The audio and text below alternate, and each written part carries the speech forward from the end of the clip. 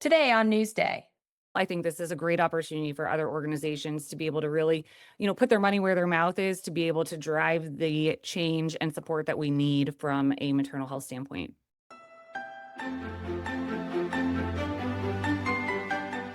I'm Sarah Richardson, a former CIO and president of This Week Health's 229 Community Development, where we are dedicated to transforming healthcare one connection at a time. Newsday discusses the breaking news in healthcare with industry experts. Now, let's jump right in. Welcome to Newsday, where I am joined by Amy Oliver, who is VP of Marketing at Panda Health. Amy brings extensive experience in healthcare marketing and has a passion for improving healthcare access, particularly in areas related to women's health and social determinants of health. At Panda Health, she helps transform how health systems connect with and adopt leading digital health technologies, providing intelligence on comprehensive solutions for hospitals and health systems. Amy, welcome to the show. Thanks so much for having me. Great to be here, Sarah. This is our first news day together. It is our first news day together. Very exciting times. For all the time we spend, we don't usually talk about the news per se, but we do talk about the things that are really important to us. And so I'm glad we were able to source articles that are important to you and to me and share that with our audience. Yes, I think these articles are very timely and just love being able to have the chance to talk about our passions in a setting like this. Agree. And the first article we found was that World Health Day 2025 spotlights maternal and newborn health. And they announced that Healthy Beginnings, Hopeful Futures is the theme for World Health Day. And it really focuses on improving maternal and newborn health. It also comes at a critical time, Amy, as you well know, that when maternal mortality rates have stalled or worsened in many regions, with the vast majority of deaths occurring in the poorest countries and those facing conflicts.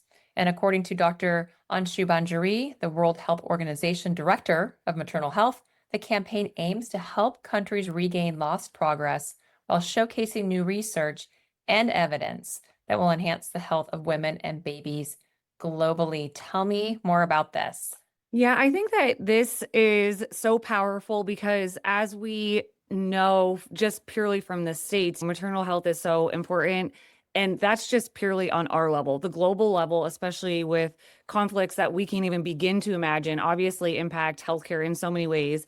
But, females are 50% of the population. And I think that just having the spotlight and awareness on what other nations across the world are facing is just important to keep in mind as we try to do our part to really improve the health across the entire world. When you think about the global focus on maternal health, the international focus can create momentum for organizations to prioritize this over other initiatives.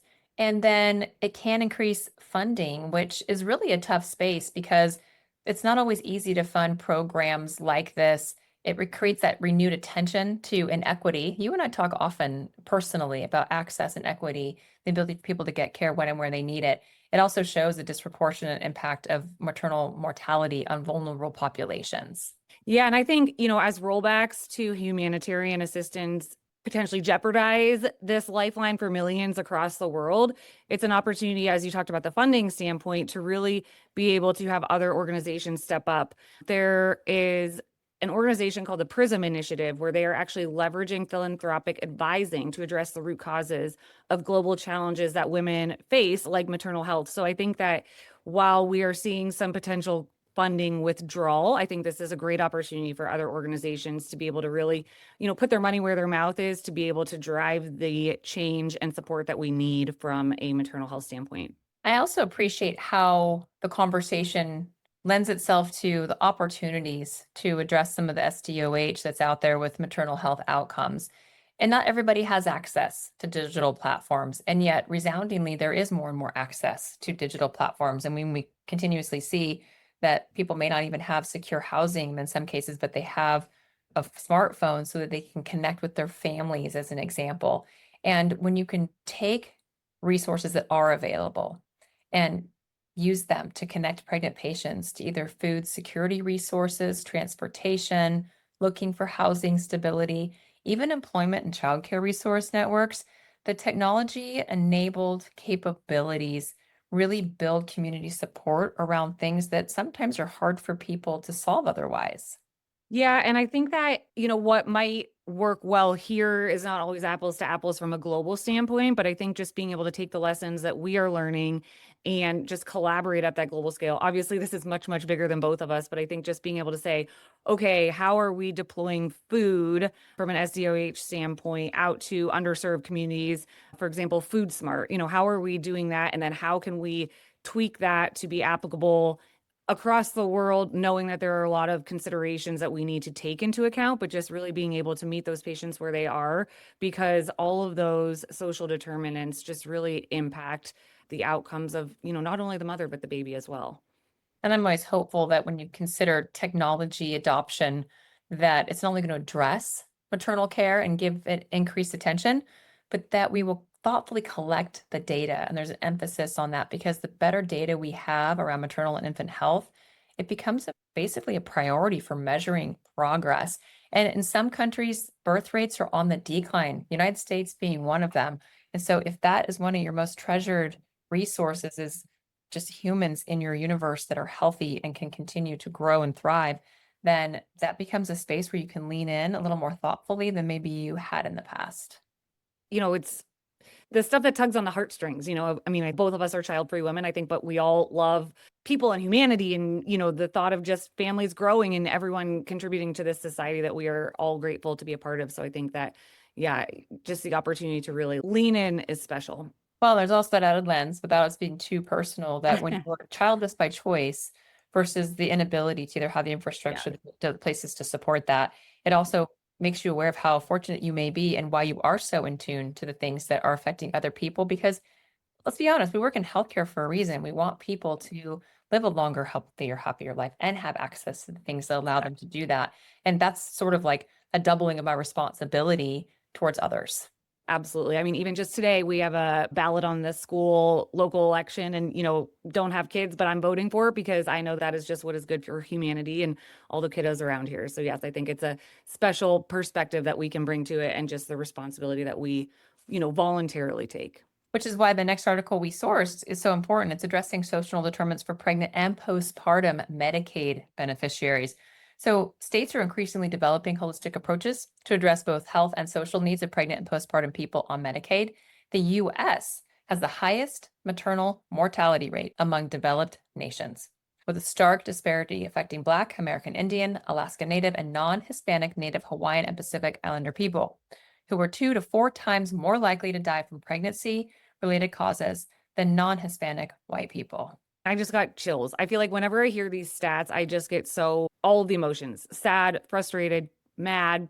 80% of the maternal deaths in the United States are preventable. And if that doesn't make us all just question why we are in this situation, I don't know what will. I think that for being who we are, the United States of America, and having the highest maternal mortality rate among high income countries like us, just not a good feel good thing at all. And I think that, we are in a position where we can actually be helping influence and driving change to help right size that number.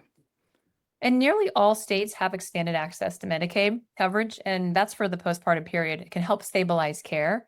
I like the consideration of digital equity because solutions have to account for technology access barriers among vulnerable populations, which lends itself to care coordination. Technology can connect clinical care with social services. It's a very valuable service.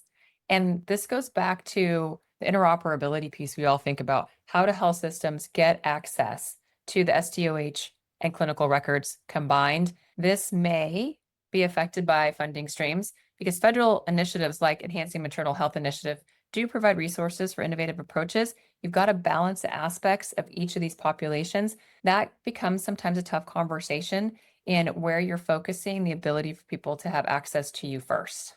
I think that Enhancing Maternal Health Initiative, I was doing a little bit more research on that, and that has actually expanded into the Transforming Maternal Health model. And that was actually just as of January of this year. So I think that's just a clear signal that we've gotten from CMS that innovation and equity have to go hand in hand. It's not just about the technology and what's the latest and greatest and the buzzwords and all that, but it's about using those digital platforms to support that whole person, especially, during pregnancy and postpartum when those stakes are really highest. I feel like it's becoming more and more normalized to talk about the challenges that new moms face in that postpartum stage. And I just am so appreciative and, empathetic to, I can't even imagine what they are going through. So I think that just making sure that we're looking at that whole person and using the tech to enable it is just so important. And it's right in the wheelhouse of Panda. Consider SDOH screening tools you can integrate into the EHR, closed loop referral systems that connect clinical and community-based organizations, predictive analytics to know who's at high risk, patient-facing apps that empower self-identification of resources, and the automated follow-ups to make sure that you've actually received the things that you're eligible for and that you needed. And here's the thing I love about the proliferation of AI today, the ability to truly even utilize some of those avatar-based functionality. Because if you are already at a space in your life where you've just had a baby or you've had a high-risk pregnancy, and now maybe you're facing postpartum depression, that can be shameful. I've had women share that with me and say, I'm so embarrassed that I'm like so sad and I should be the happiest time of my life, and I'm embarrassed to ask for help, and think that, oh my goodness, there's a way that I can do that in a way that still gives me some anonymity and still get access to the care that I need. Yeah, I think that it will be very interesting to see the technology evolve. The startup that I was at just before this called Zelf, they used rules-based delivery based on different APIs to really meet the patient where they were. So from a patient education standpoint, it could be triggered manually or based on the patient coming in for their third trimester appointment, and there's a set of information that they get, to just really prepare them. And I think continuing that patient education with the opportunity for the anonymous component, I think, helps as we try to balance out mental health doesn't need to be a stigma, but yet we're still getting there. So I think it'll be interesting to see how technology can help not only with care, but also with the softer parts of the care that might not be always forefront or top of mind for providers or, the technology creators or everything like that. And being able for people to understand their privacy is protected and they can trust the different collection of this information. So trauma-informed approaches to digital screening, consent models that give patients control over what they're sharing. I love the concept of cultural adaptation of screening tools for diverse populations, because if you already feel marginalized, then it's suited to you and meets you where you are, then you're going to build trust through the transparency of how that information gets used and how you can share it. And then above all else, here we talk about enterprise architecture, that technology design that protects against discrimination from collected data, removing the bias from the care that is being delivered. Yeah, I think that bias is just critical when it comes to anything from a technology standpoint, especially relating to maternal health. The stats that we just mentioned are just alarming. And I think just a huge opportunity here to make sure that we're doing anything that we can to eliminate that bias. I also just think in general with what health systems as a whole hopefully are coming to realize that it's not just about buying the technology, but it's about building the ecosystems to really support the technology. So if it's aligning Medicaid reimbursements or integrating the SDOH data into the patient chart, training the frontline staff to just know what questions to ask, and then really involving those community partners, it's the whole operating model needs to shift in the right direction with everyone swimming together in order to really drive that change.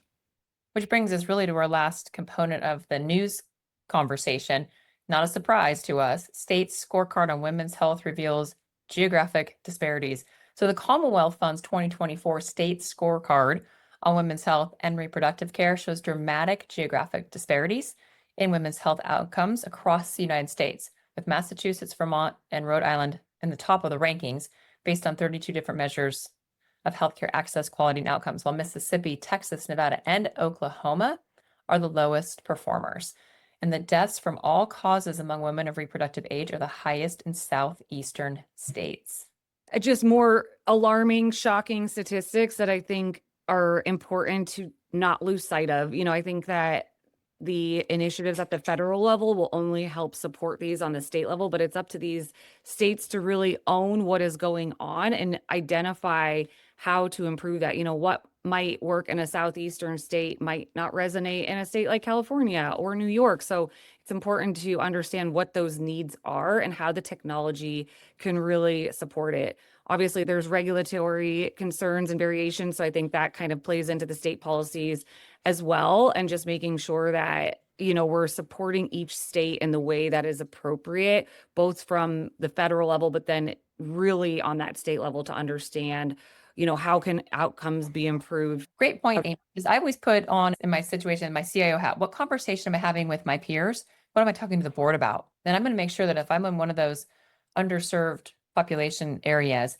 that my health system can tailor women's health strategies to address the regional disparity, that whatever, to your point, changes in state policies that create varying landscapes for digital health implementation are made aware of for our teams, and that the national health tech solutions adapting to different state environments and needs. Because in the end of all of this, the digital tools that can track improvement and scorecard metrics become valuable, and they are available, so that when patients are moving around or going to different systems, the cross-state care they may be seeking is not going to create the challenges for continuity of care.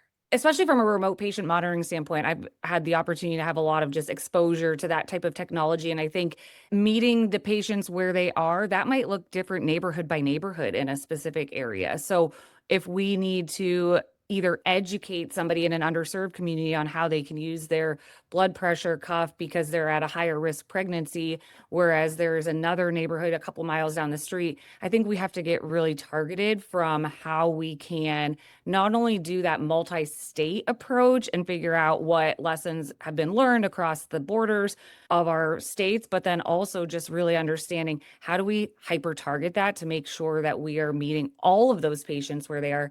And, that might mean that a patient is 2 blocks away from the hospital, but they might not even know what remote patient monitoring is or what a blood pressure cuff is. So I think just taking a step back and making sure that we're doing everything that we can to not only educate, but really encourage adoption to improve those outcomes. Well, I'll take it back to a recent conversation I had with Tracy Elmer at TrueCare, where this is still California, and being able to have mobile health units that are serving rural communities, and even the asynchronous care options for women with challenging work schedules, the ability to get to care, they're bringing it to them in many cases. And I also love the fact that they don't ask about certain characteristics of information. They will serve you regardless of your ability to pay. And so they've created safe spaces throughout Southern California where people can get the care that they need. And that's just such a great example of thinking outside of the box and trying to come up with new ways to find the patients where they are instead of just hoping that those patients come in. A lot of these underserved communities just have the systemic inequities that, generations before them just don't trust the healthcare like we've talked about. So being able to show up and not necessarily have that pool approach into the office, but just, those community organizations to really make a difference and treat them where they are. And if you have that patient focus group or a leaning in ability with that population, is to ask them questions. When you think about patient-centered design as an example, what approaches work best when designing digital health solutions for women with diverse needs, or I would say in a healthcare desert? Or how do we make sure that there's equity in the innovations rather than reinforcing some of these existing disparities? And I think that, the research and the expansion and the awareness that we've seen over the last, handful of years is finally making a difference. We all know that for years and years, women's health in general has just been under-researched, underfunded, but now we're finally starting to see movement on pretty common conditions like endometriosis or menopause. I know personally I live in Cleveland, and the Cleveland Clinic has an OB-GYN women's health clinic. And I think that, as somebody who has been there, you can just feel almost a tide shifting. And I'm always an optimistic person. So I'm just hopeful that this can continue and the exposure that women's health is finally getting, just continues to make a difference. Couldn't agree more. And I'm always grateful that you and I both work for companies in an industry where these are conversations we're having all the time, and something that's not taboo, ways that we can help other people make it comfortable to be sharing these perspectives as well. And so thank you for taking the time to share what's happening globally and locally in terms of what we can bring forward for awareness with maternal and women's health, but also keep fighting the good fight. All right. Well, thanks so much for having me, Sarah. It was great chatting, and we'll chat with you soon. Always. And thanks for tuning into Newsday. That's all for now. Thanks for listening to Newsday. A lot's happening in our industry. And while Newsday covers interesting stuff, another way to stay informed is by subscribing to our Daily Insights email, which delivers expertly curated health IT news straight to your inbox. Sign up at thisweekhealth.com/news. Thanks for listening. That's all for now.